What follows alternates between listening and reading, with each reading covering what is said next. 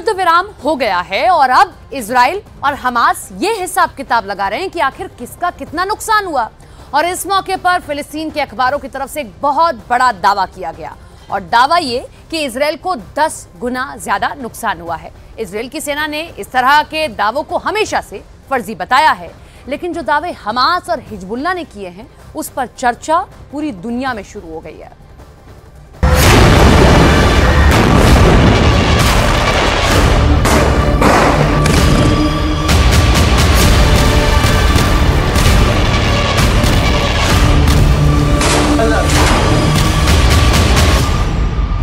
हथियारों के मामले में इजराइल को दुनिया का एक बहुत ताकतवर मुल्क माना जाता है।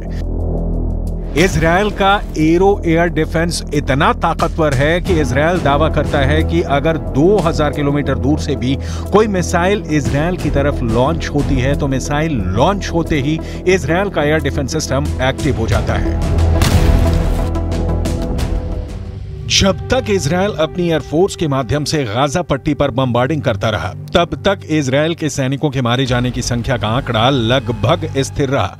लेकिन जैसे ही इजराइल ने अपना ग्राउंड ऑपरेशन शुरू किया, इजराइल के सैनिकों की मौतों की संख्या लगातार बढ़ती गई। लेकिन अब जो समाचार फिलिस्तीन के अखबार छाप रहे हैं उससे ऐसा लग रहा है कि इजराइल की सेना और इजराइल की सरकार इजराइल के सैनिकों की मौत के आंकड़ों को छुपा रही है।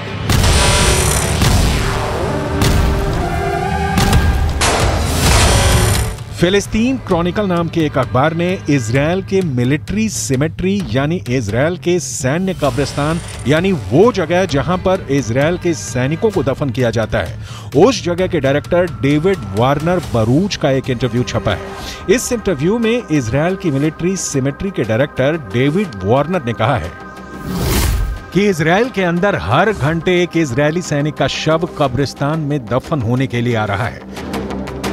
इस इंटरव्यू को फिलिस्तीन के अरब देशों के अखबारों ने हाथों हाथ लिया और यह दावा किया कि इजराइल के सैनिकों की मौत का आंकड़ा आधिकारिक आंकड़े से कहीं ज्यादा है। जेरूसलम के पश्चिमी इलाके में माउंट हर्जल कब्रिस्तान है और यहां पर इजराइल की सेना में काम करने वाले सैनिकों को दफनाया जाता है। मिडल ईस्ट मॉनिटर नाम की एक और न्यूज वेबसाइट में इस कब्रिस्तान के डायरेक्टर डेविड ओरेन का बयान छपा है। पिछले 48 घंटे में 50 इजरायली सैनिकों को दफनाया गया है।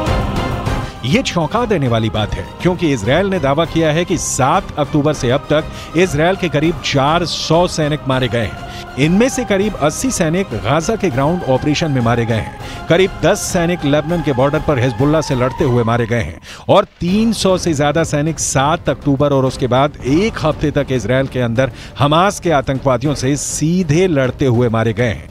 लेकिन फिलिस्तीन के अखबारों का दावा है कि ग्राउंड ऑपरेशन में इजराइल के सैनिकों के मारे जाने की संख्या आधिकारिक आंकड़ों से कहीं ज्यादा है।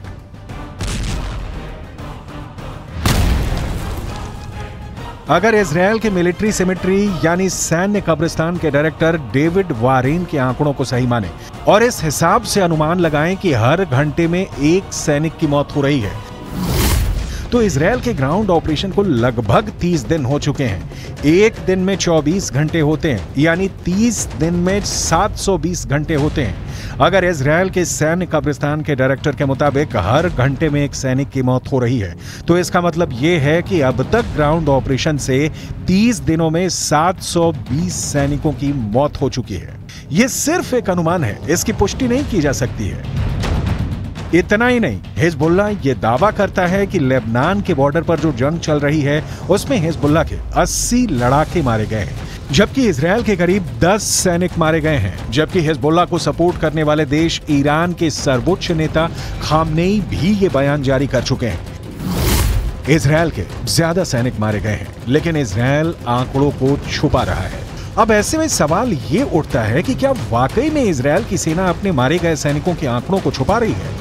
इजराइल की सेना प्रोपेगेंडा वॉर में हमेशा सबसे आगे रहती है और आज भी इजराइल और हमास के युद्ध में अगर देखा जाए तो हमास के पक्ष में बात करने वाले गाजा पट्टी के फिलिस्तीनी पत्रकारों की हालत बहुत ज्यादा खराब है। गाजा पट्टी के अंदर लगातार हुई बमबारी में अब तक करीब 45 पत्रकार मारे जा चुके हैं जो फिलिस्तीन के मुद्दे को कवर कर रहे थे। अब ऐसी स्थिति में गाजा के संचार तंत्र पर इजरायल का 75% कब्जा है और इजरायल जो चाहता है वही सूचना गाजा से बाहर निकलती है, क्योंकि गाजा के अंदर इजरायल की सेना अपनी पकड़ को मजबूत कर रही है। और जहां तक इजरायल के सैनिकों के मारे जाने की संख्या का सवाल है, तो यहां एक और बात जाननी जरूरी है कि इजरायल की डिफेंस फोर्स खुद को एक सुपीरियर आर्मी यानी सर्वश्रेष्ठ सेना की तरफ प्रस्तुत करती है और ऐसे में वो कभी नहीं चाहेगी कि वो अपने सैनिकों की मौत के ऐसे आंकड़े पेश करे जो दुश्मनों के मुकाबले ज्यादा हो। लेकिन यहाँ पर नोट करने वाली बात यह भी है कि इजरायल की ये सैन्य नीति है कि वो हमेशा दुश्मन के 10 गुना आदमी ज्यादा मारता है। और अब तक के आंकड़ों पर गौर करें तो गाजा के अंदर 15,000 से ज्यादा लोग मारे जा चुके हैं और करीब 7,000 लोग मलबे में दफन हैं। इनमें से मारे गए बच्चों की संख्या तो करीब 7,000 हो चुकी है। यानी गाजा में एक बहुत बड़ा नरसंहार हो रहा है। लेकिन उसके बाद भी अमेरिका के नेशनल सिक्योरिटी काउंसिल के प्रवक्ता जॉन किर्बी ने पत्रकारों के सामने एक प्रेस कॉन्फ्रेंस में यह कहा है कि गाजा पट्टी में कोई नरसंहार नहीं हो रहा है। ये पूरा बयान आपको सुनाएंगे और इसके आगे आपको ये भी बताएंगे कि कैसे जॉर्डन भी गाजा पट्टी के जख्मों पर नमक छिड़क रहा है। लेकिन सबसे पहले अमेरिका के उस पाखंड के बारे में बताना जरूरी है जो बिल्कुल साफ नजर आ रहा है। यूक्रेन और रूस के युद्ध में जब पुतिन की मिसाइल यूक्रेन पर कहर बनकर टूट रही थी और करीब 1000 यूक्रेनी बच्चे हताहत हुए थे, तब अमेरिका ने यह कहना शुरू कर दिया था कि पुतिन नरसंहार कर रहे हैं। लेकिन गाजा पट्टी के अंदर हजारों मौतों के बाद भी अमेरिका इसे नरसंहार नहीं मान रहा है। यह अमेरिका के दोहरे मापदंडों का बुक टेक्स्ट एग्जाम्पल है।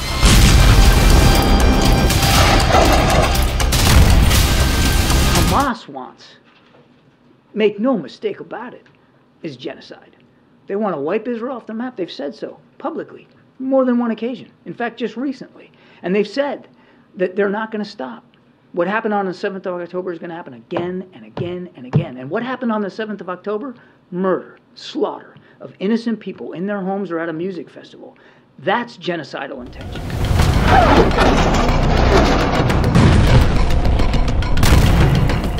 मलेशिया के प्रधानमंत्री अनवर इब्राहिम ने कहा है कि यूक्रेन की घटनाओं को नरसंहार मानना और गाजा पट्टी की मौतों को नजरअंदाज करना वैश्विक पाखंड है।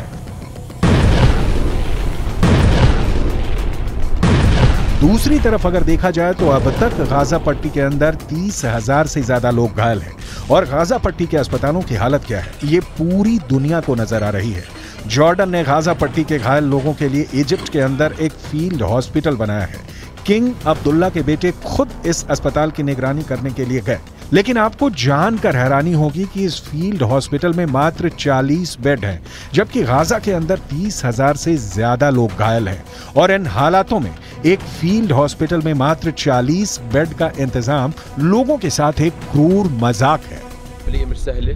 بس اهم شيء المعنويات تفضل عاليه ان شاء الله يعني احنا زي ما بنعرف الجيش العربي ما شاء الله احنا دائما بنقوم بالواجب واقل شيء بنقدر نعمله انه نحاول نساعد اخواننا في غزه وفلسطين فاكيد بدنا نعمل اكثر دائما بس انتم ما شاء الله يعني فرصه انكم تساعدوا الناس ونقدم الشيء اللي هم محتاجين ان شاء الله ان شاء الله احنا كلنا فخورين فيكم وراح نتابع كل الامور اول باول اهم شيء التنسيق بيناتكم والمعنويات تفضل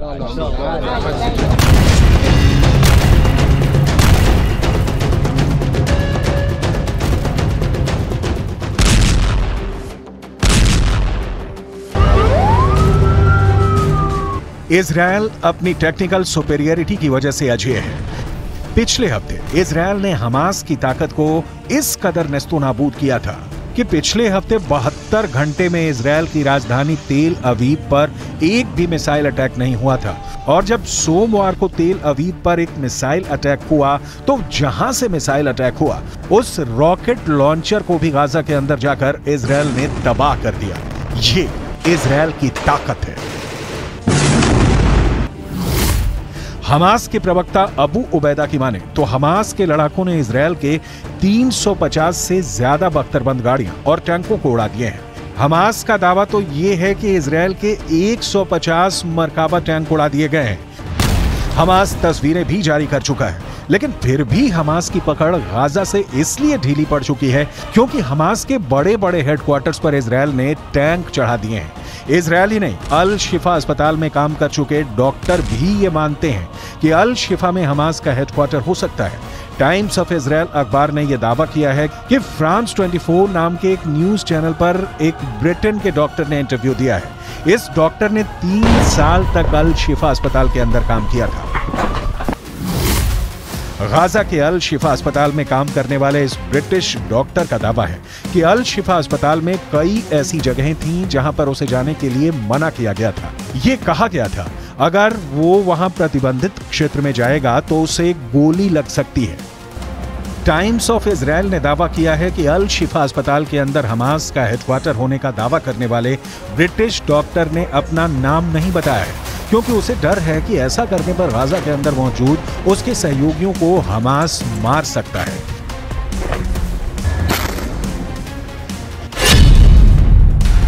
अल शिफा अस्पताल में काम करने वाले इस ब्रिटिश डॉक्टर ने आगे कहा कि सावधान किए जाने की वजह से मैं गाजा के अल शिफा अस्पताल के प्रतिबंधित क्षेत्रों से दूर रहा, लेकिन मैंने कुछ संदिग्ध से नजर आने वाले ऐसे लोगों को अस्पताल में हर समय अंदर और बाहर जाते देखा था जो चिकित्सा कर्मी नहीं थे।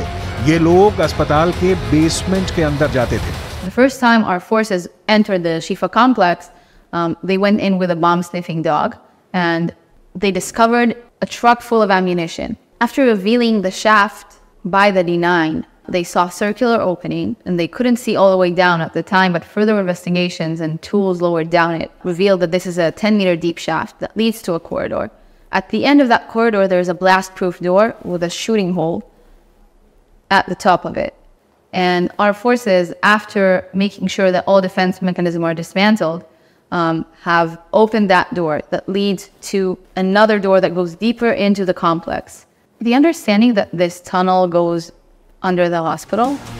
इजराइल डिफेंस फोर्स ने इस ब्रिटिश डॉक्टर के इंटरव्यू को आधार बनाते हुए एक बार फिर कहा है कि इस इंटरव्यू से साबित होता है कि अल शिफा अस्पताल का इस्तेमाल हमास के आतंकवादियों के द्वारा हेडक्वार्टर की तरह किया जा रहा था।